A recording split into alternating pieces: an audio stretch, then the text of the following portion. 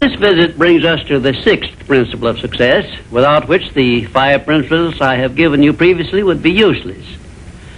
It is the principle of self-discipline. Self-discipline, as I am presenting it to you here, has reference not only to your mastery of negative habits, which stand in the way of your success, but more particularly to your development and enforcement of the positive habits you will need in order to avail yourself of the six assets you brought over with you in that sealed envelope I mentioned in our first visit.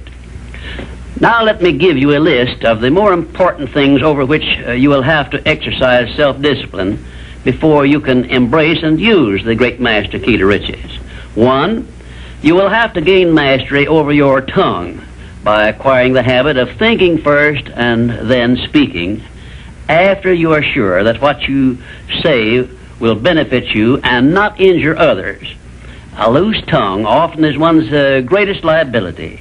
2, you will have to exercise self-discipline in mastering the common tendency to strike back at those at whom you have a cause, real or imaginary, for a grievance.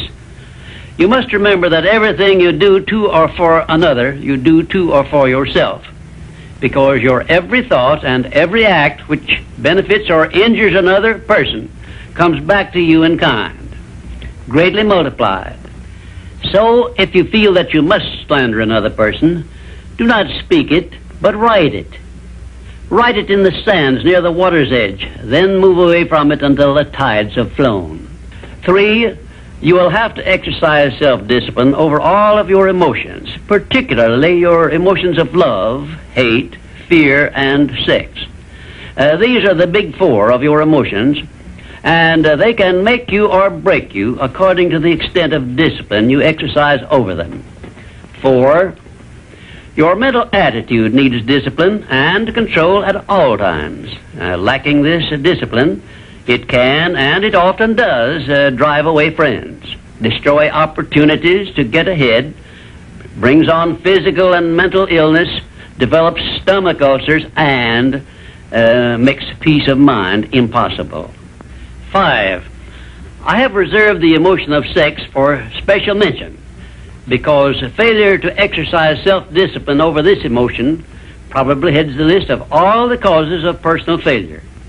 The emotion of sex is the most powerful of all emotions, and it is nature's great creative instrument with which all species of living things are perpetuated.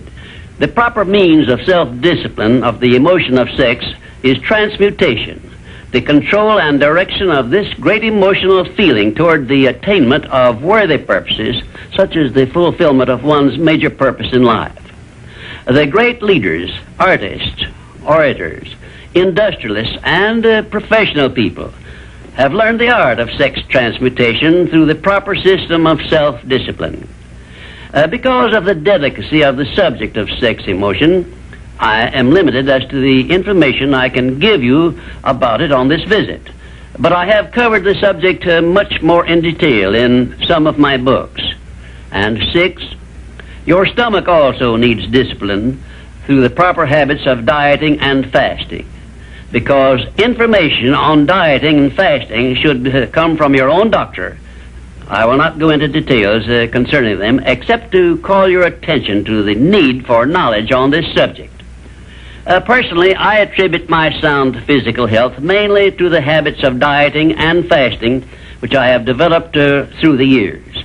And 7, you will need to exercise self-discipline in relation to religion and politics, because our country, which is the most acceptable form of society civilization has yet produced, is made up of people of varying beliefs in connection with both of these subjects. To be happy and prosperous in our country, we must learn to live and to let live, to give others the privileges we ask and demand for ourselves. And this often calls for strict discipline over self.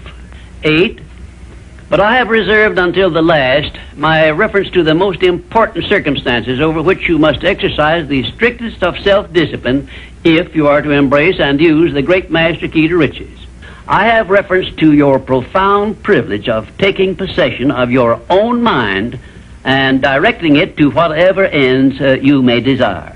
You cannot take possession of your own mind or direct it to definite ends without a practical system.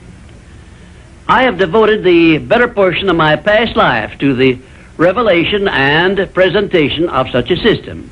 And I know that this system works because it has been successfully used by many millions of people throughout the world.